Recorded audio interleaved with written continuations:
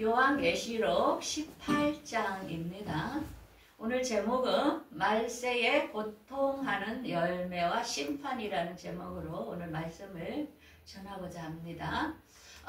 지금은 이제 가을이라 추수감사절, 오늘 추수 때지요. 이제 그것은 이제 그동안 농사지었던 농부들은 정말 추수를 거두는 그러한 중요한 시간입니다. 그런데 우리가 이렇게 추수를 거둘 때에도 곡식이 익은 것도 있지만은 익지 못한 것도 있고 여러 가지 가라지도 발견되고 쭉정이도 발견되죠. 그래서 한 번은 이제 추수 때가 되면은 이게 심판의 시간이 있는 것입니다. 곡식들에게도.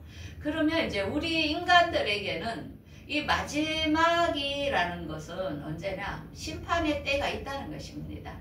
계속적으로 진행이 되는 게 아니고 인간은 한 번은 심판에 서야 된다는 것입니다. 그래서 성경에 보면은 디모데후서 3장에 말세에는 사람들이 마지막을 다룰 때는 어떤 현상들이 일어나냐면은 말세에 고통하는 때가 이르르니 사람들이 자기를 사랑하며 그 다음에 돈을 사랑하고 자랑하고 교만하고 또 부모를 거역하고 감사하지 아니하고 거룩하지 않고 무정하며 원통함을 풀지 않고 이제 절제하지 못하고 사나우며 선한 것을 좋아하지 않는다 합니다. 여러분들 이 말씀 중에 나는 몇 개가 해당될까 한번 생각을 해보세요. 이런 게 더 가속화된다는 것입니다. 말세에. 그러면서 배신하고 또 조급하고 쾌락을 더 사랑하고 경건의 모양은 있으나 경건을 부인하고 항상 배우는 것 같은데 진리의 지식 이룰 수 없다는 것입니다. 그래서 말세가 될수록 많이 공부하죠. 왜? 다른 것들을 많이 채우기 위하여. 그렇지만은 그게 참다운 지식이 아니라는 것을 우리가 알 수 있습니다. 그런데 이 말세에 이런 현상이 나타나는 것을 하나님은 그냥 지나가는 게 아니라는 것입니다. 하나님께서는 우리 인간을 향하여 한 번을 다 죽은 다음에 심판을 한다는 것입니다. 그래서 히브리서에 한 번 죽는 것은 사람에게 정하신 것이지만 그 후에는 심판이 있다는 것입니다. 그 다음에 전도서에도 모든 행위, 은밀한 것을 행한 선악간에 행한 것을 하나님은 다 심판을 한다는 것입니다. 그러면서 시편에도 이렇게 말씀하죠. 땅을 판단하며 또한 세계를 판단하며 진실로서 백성을 판단하신다는 것입니다. 이 세상에 누구도 예가 없다는 것입니다. 그래서 우리는 잘 살아가야 된다는 것입니다. 어릴 때부터 지금까지의 우리의 삶을 하나님께서는 다 알고 계신다는 것입니다. 자, 그러면 오늘은 이 요한계시록을 들어가기 전에 우리가 이해를 하고 들어가야 오늘의 본문이 어디에 해당되겠구나 이해를 하는 것입니다. 우리가 6장에서 7인에 대해서 배웠습니다. 그래서 흰말, 붉은말, 검은말, 청황색 말들이 이렇게 나오는 것을 봤죠. 그래서 이 땅 위에 이제는 재난, 기근, 전쟁이 시작된다는 것을 말했습니다. 그 다음에는 나팔 재앙을 배웠습니다. 나팔 재앙에서 첫째 나팔, 둘째, 첫째 나팔에 땅이 불타고 바다가 또 불타고 강들이 쑥이 되고 뭡니까? 이 경제 대공황, 전쟁, 그 다음에 진리가 없어지는 그런 현상들이 계속 지금 불고 있다는 것입니다.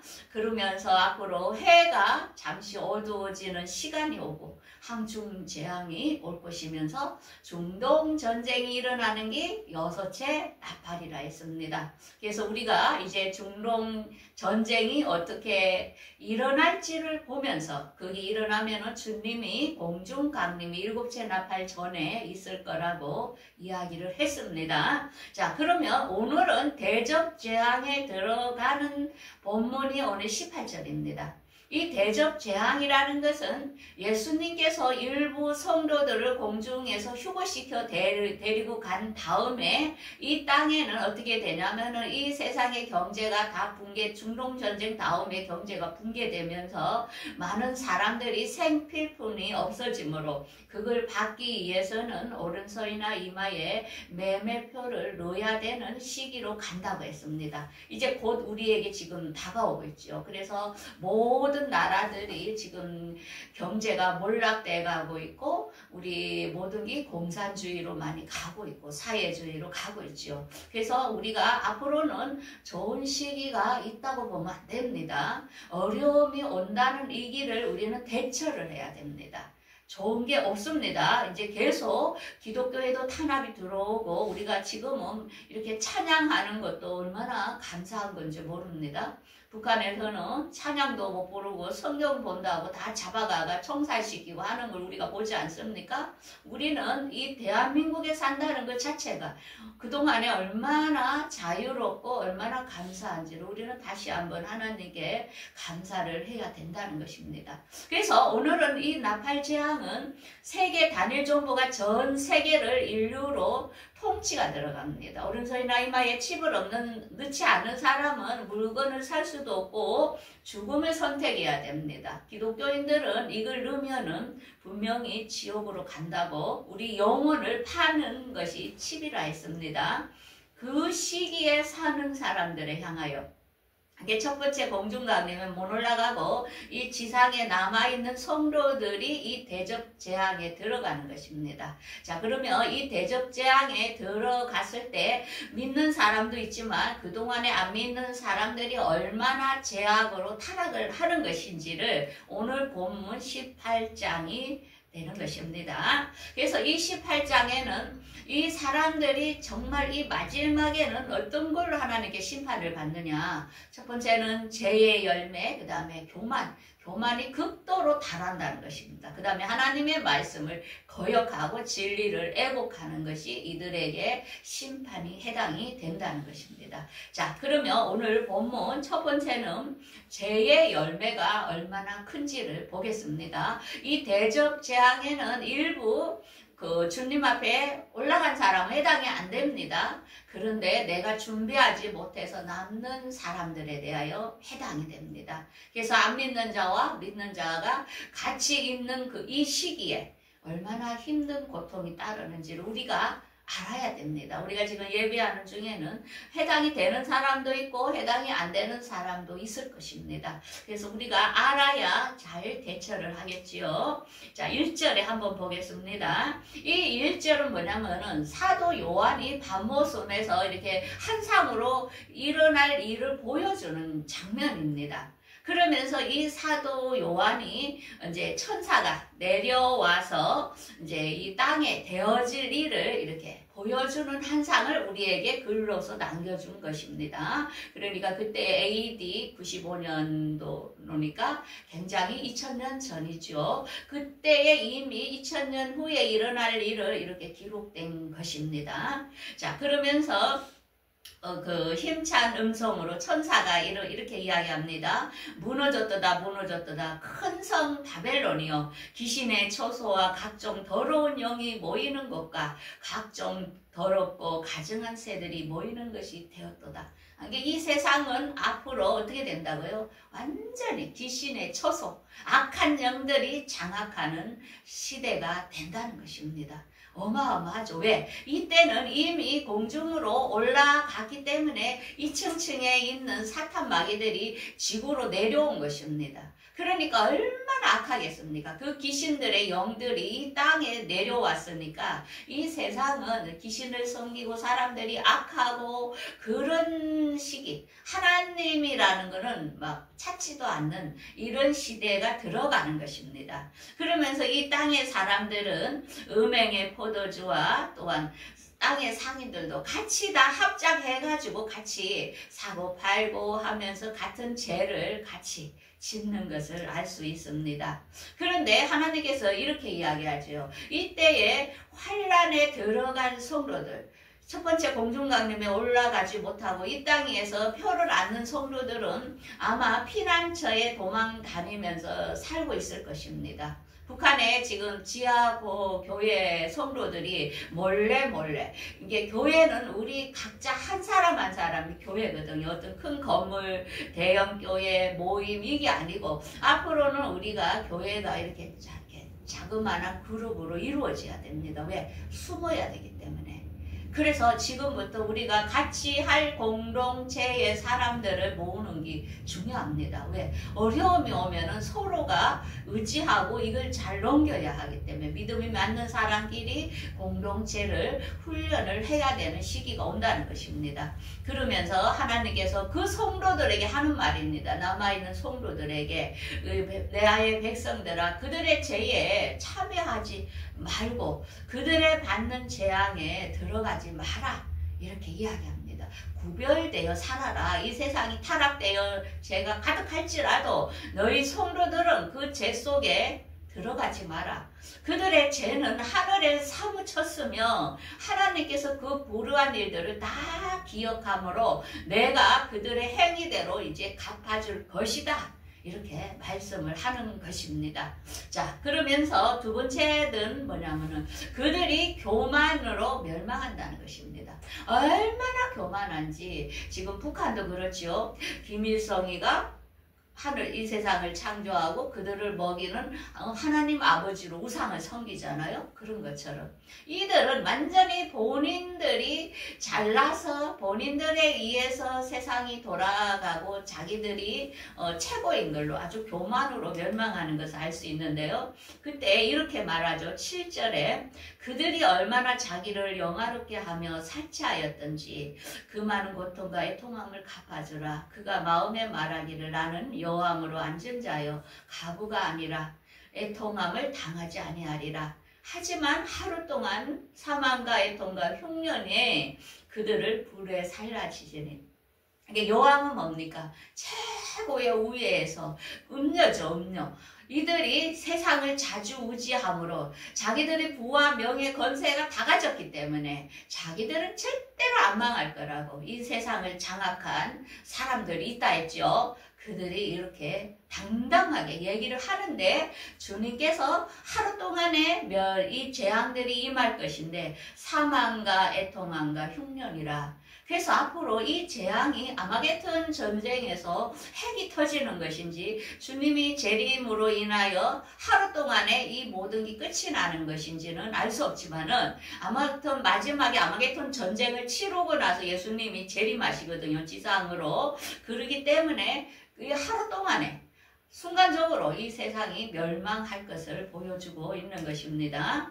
그러면서 그와 함께 음행하고 사치하던 땅의 왕들이 그가 불타는 연기를 보고 가슴을 치며 그러니까 이 세상에 견고하게 성을 세웠는데 그게 다 무너지는 거 보면서 이 땅의 상인들도 상품을 사고 파는 자들도 없이 이 땅에 견고한 모든 것이 무너지는 것을 알 수 있습니다. 그런데 그 상품 속에서 금과 은과 보석과 진주, 세마포, 자주옷과 비단과 붉은 옷가며 자 이걸 보면서 금은 계속 올라가겠구나.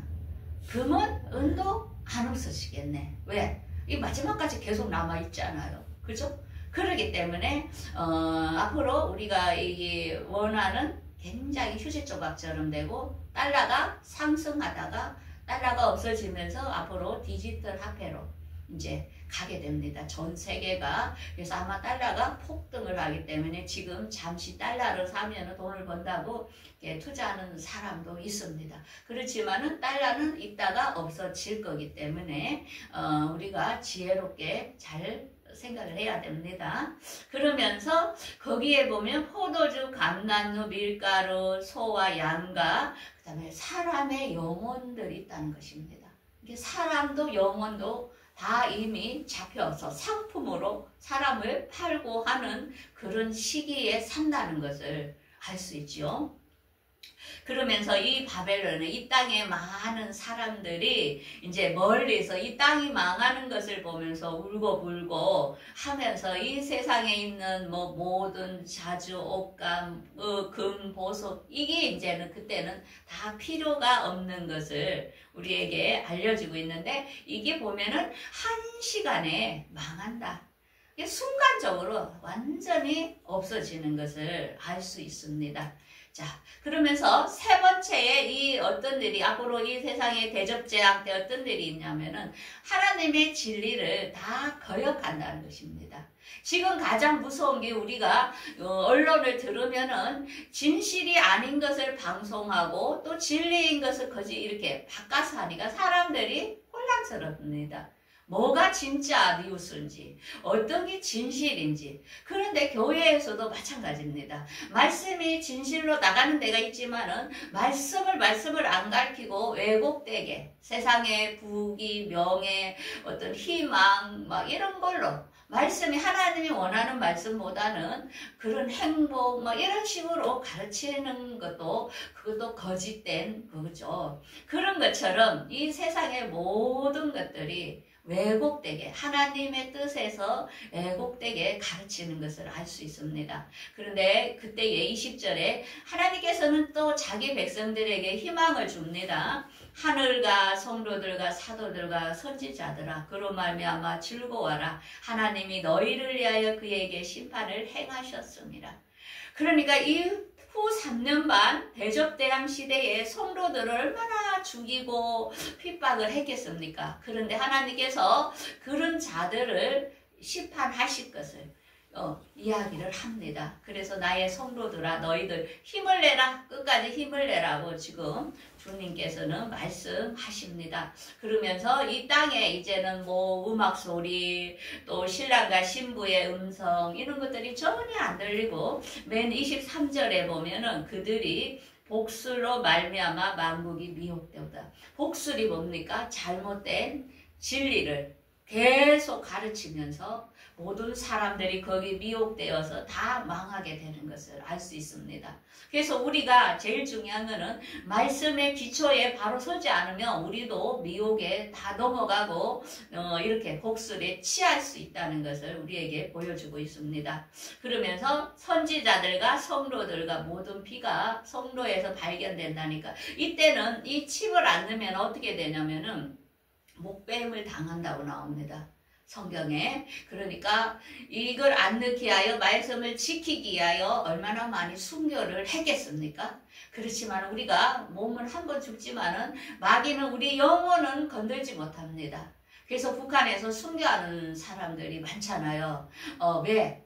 그가 죽을 때 영이 바로 올라가니까 너무 평화롭고 자유롭게 되는 겁니다. 그래서 마귀는 우리를 죽음까지도 위협하게 된다는 것. 그렇지만 마귀는 우리 영혼은 건들지 못한다는 것을 우리는 알아야 됩니다. 그래서 이 시기에 들어가는 사람들은 죽음을 당하더라도 절대로 이 칩을 넣으면서 세상에 타협함으로 여러분들 영혼을 파는 일이 없어야 되겠습니다. 그래서 우리가 18절을 생각하면 인간의 죄의 결과를 이제는 심판하는 시간이 온다. 교만과 하나님의 말씀을 거역한 자들이 이 대접 재앙에 많이 죽을 것을 보여주고 있는 것입니다. 자, 그러면은 이 세상이 이 심판으로 끝나는 것인가? 이걸 우리가 뒤에를 잘 알아야 됩니다. 이 세상은 명하지 않습니다. 이 세상은 그 다음에 천년왕국이라는 좋은 시기가 이제 진행이 됩니다. 지금 사람들이 살고 있으면서 왜 세상이 태어나서 이렇게 고생을 하지? 이렇게 고생을 할 바에는 안 태어나는 게 안 낫나? 이렇게 의문을 가지는 사람들이 많습니다. 그렇지만 하나님께서는 어떻습니까? 이 다음에 이 죄악을 심판하고 나서 이 땅은 천년이 사람이 사는 너무나 좋은 천년의 시대가 진행이 됩니다. 이때는 자녀도 많이 낳고 사는 시기가 옵니다. 그래서 그 시기를 가기 위하여 이 환란의 이 시기를 우리가 지금 있는 것이라는 것을 우리는 이해를 해야 됩니다. 그래서 이 천년왕국에 사는 사람들은 두 분류가 있습니다. 첫 번째, 공중강림에 올라갔던 신부, 그 다음에 예수님이 지상재림에서 다시 올라온 부활한 신부들은 천년왕국에서 셋째 하늘에 보면은 새하늘과 새 땅입니다. 그리고 천년왕국에는 그들은 이런 육체의 몸이 아닌 부활체의 몸으로 예수님과 천년왕국 백성을 다스립니다. 그리고 이 천년왕국에서 그 칩을 안 넣고 피난처에서 살아남은 성도가 또 있습니다. 그들은 이 땅에서 이제 보면은 살 사람이 따로 있습니다. 그래서 애기 낳고 삽니다. 계속 이 지구 땅은 존재하는 것입니다. 그래서 분류가 틀리다는 것. 우리는 믿음을 잘 믿으면은 우리는 부활체로서 천년왕국에서 살게 되고, 그리고 일반 사람들, 칩을 안 넣고 이런 사람들은 또 땅에서 사는 두 분류가 있다는 것을 알아야 됩니다. 그래서 더 자세히 설명을 하다 보면 천년왕국에는 예수님의 공중강림에 올라간 사람과 예수님의 지상재림에 부활된 두 분류는 천년왕국에서 부활체로서 다스리는 사람으로 살게 되고, 그 다음에 짐승의 우상에게 경배 안 하고 칩을 넣지 않고 피난처에서 보호받아서 살아난 사람들은 이 땅에서 삽니다. 아기 낳고 다시 지구는 흘러갑니다. 그래서 우리가 이 땅은 끝이 아니다는 것을 알아야 됩니다. 자, 그래서 우리가 지금은 말세에 이런 현상들이 일어난다는 것. 사랑하고 자기를 사랑하고 교만하고 하나님을 거역하고 이런 것들이 일어나지만은 우리는 과연 어떻게 살아야 될까? 그래서 예수님께서는 이렇게 말씀했죠. 내 계명은 내가 너희를 사랑한 것 같이 너희도 서로 사랑하라 하는 것입니다. 그러니까 예수님께서 우리를 먼저 사랑해 주셨습니다. 우리를 위하여 먼저 그분이 우리의 죄를 다 담당해 주셨습니다. 그래서 너희들도 그 사랑을 받았기 때문에 너희들도 다른 사람한테 그 사랑을 주라는 것입니다. 그러면서 그 사랑이 뭐냐면은 임금이 대답하여 이르되 내가 진실로 너희에게 이르노니 너희가 여기 내 형제 중에 지극히 작은 자 하나에게 한 것이 곧 내게 한 것이라 하시고, 우리가 24시간 우리가 살면서 한 사람 한 사람 내 옆에 사람들에게 진심으로 말 한마디 따뜻하게 해주고 또 섬겨주고, 그게 누구한테? 예수님께 하는 거라는 것입니다. 그래서 기독교는 이 사랑을 빼면 아무것도 아닙니다. 그래서 우리가 여기서 사랑이 연습된 자들이 하늘나라에서 사는 것입니다. 그래서 어떤 이제 그 목사님이 큰 대기업에 다녔는데 다니다가 자기가 하나님을 만나면서 이제 신학을 다시 해가지고 목사가 되었어요. 그런데 개척을 하니까 사람이 하나도 안 오거든요. 그게 이제 월세가 밀려가고 하니까 돈이 한 개도 없어요. 그래서 자기가 그거를 해. 배달을 하면서 이제 먹고 살아가는데, 배달을 하면서 이제 가게나 목사님들은 목회만 하다 보니까 성도들이 얼마나 어렵게 산다는 걸 자기가 못 느끼는 거예요. 왜? 신학 4년하고 대학원 3년 과정 하다 보니까 일반 대에서 했던 이런 사람들하고 또 성도들이 어떤 식으로 삶에서 버는 것을 자기가 안 겪어봤기 때문에 모르는 거죠. 그래서 이제 그 사람도 거기 대기업에서 엄청난 연봉을 받다가 갑자기 배달을 하니까 이 배달하는 게 한 건에 뭐 3,500원 뭐 얼마 막 이렇게 힘들더라고요.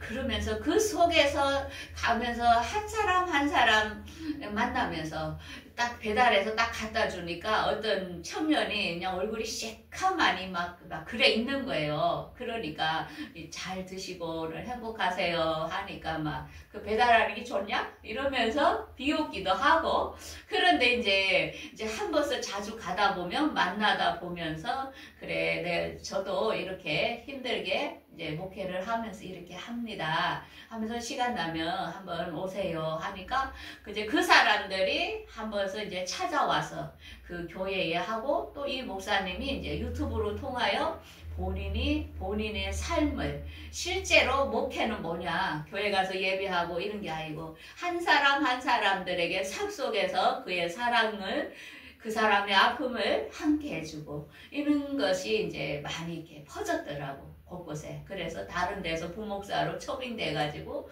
당신 배달하면서 목회하라고. 왜?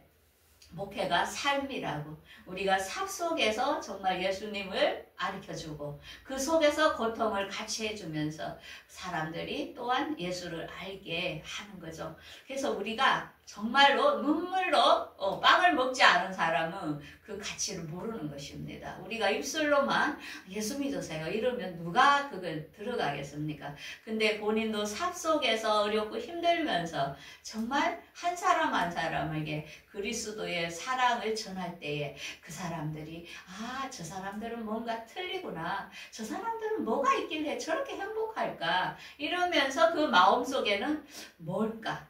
담고 싶고 자기들도 배우고 싶고 이렇게 우리가 안 보이는 사이에 복음이 전파되는 것입니다. 그래서 우리는 제일 중요한 것은 내 옆에 한 사람 한 사람 나하고 만나는 한 사람 한 사람 내가 직장에서 일하는 그 사람들에게 따뜻하게 말 한마디 사랑으로 건너줄 때 이 삶이 바로 예수님이 우리에게 원하는 삶이라는 것입니다.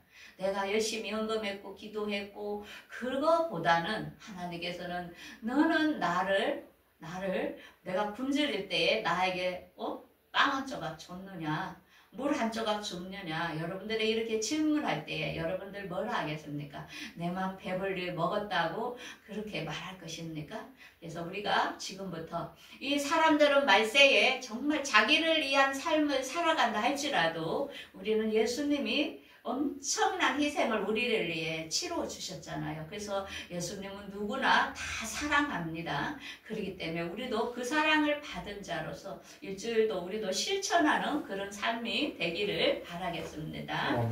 기도하겠습니다.